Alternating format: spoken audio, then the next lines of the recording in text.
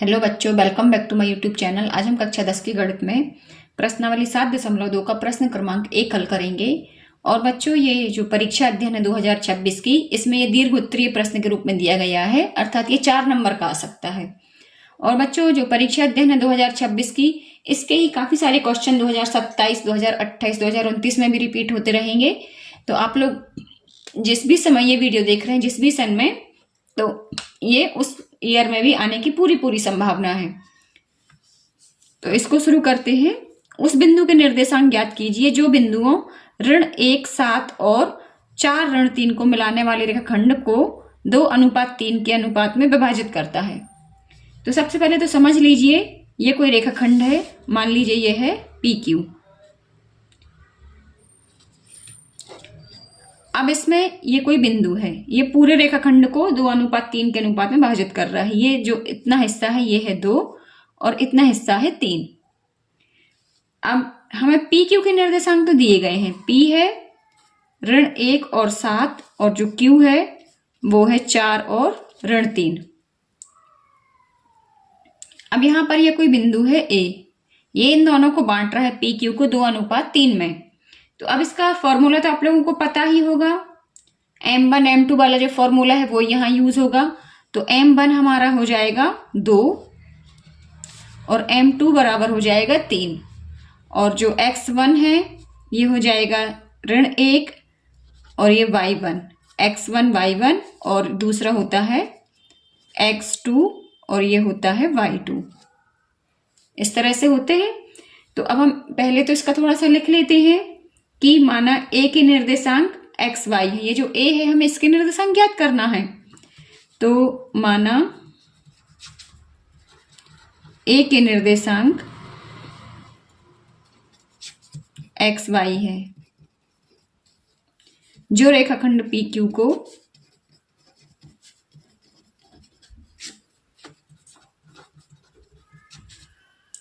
2:3 के अनुपात में विभाजित करता है।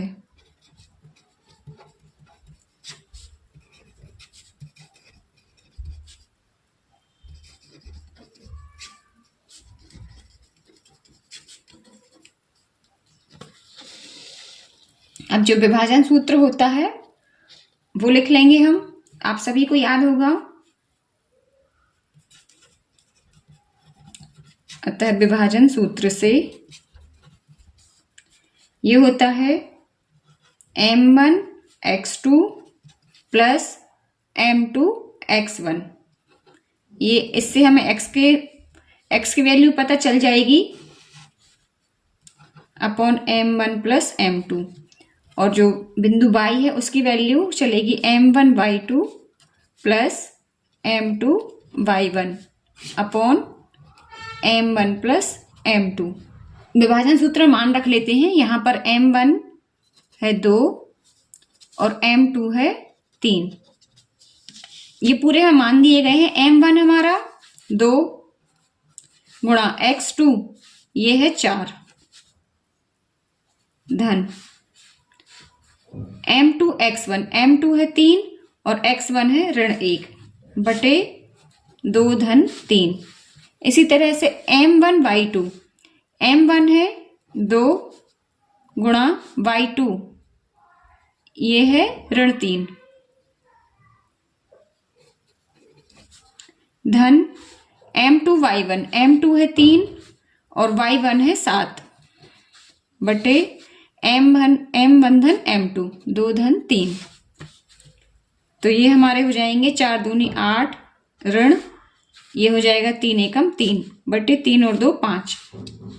और ये वाला हो जाएगा 3 दूनी 6 ऋण 6 धन 7 3 21। और ये भी 2 और 3 5। इसको थोड़ा सा ध्यान से करें बच्चों, आप लोग वैल्यू पुट करते समय ध्यान रखें। इसके नीचे यदि आप मान लिख लेंगे ना X1 Y1 X2 Y2 तो इससे गलतियां नहीं होती हैं। 8 ऋण 3 तो ये आ जाएगा 5 बटे 5 और ये है 6 21 ऋण 6 तो ये है 15 बटे 5। तो ये तो हो जाएगा 1 और ये हो जाएगा हमारा 5 3 15।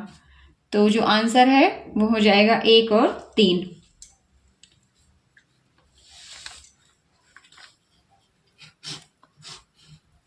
ये है हमारा आंसर।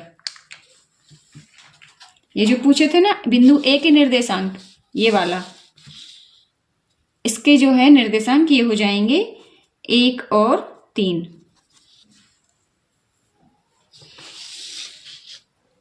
तो बस आपको सिर्फ इतना करके आंसर लिख देना है। तो आई होप कि ये क्वेश्चन आपको समझ में आ गया होगा। बच्चों इसमें बस एक ही चीज की आवश्यकता होती है हमें सावधानी की, जब ये हम मान रखते हैं ना m1 x2, बस इसमें आप ध्यान रखिए। अभी तो आपसे बन जाते हैं घर में, पर हम एग्जाम में भूल जाते हैं और गलत कर देते हैं। तो यदि आप इसके नीचे x1 y1 ये करके लिख लेंगे ना इस तरह से यहाँ पर ही, तो आप ये कभी नहीं भूलेंगे और कोई मिस्टेक भी नहीं होगी। तो परीक्षा बोर्ड के किसी और क्वेश्चन के साथ मिलते हैं नए वीडियो में, तब तक के लिए जय हिंद, वंदे मातरम।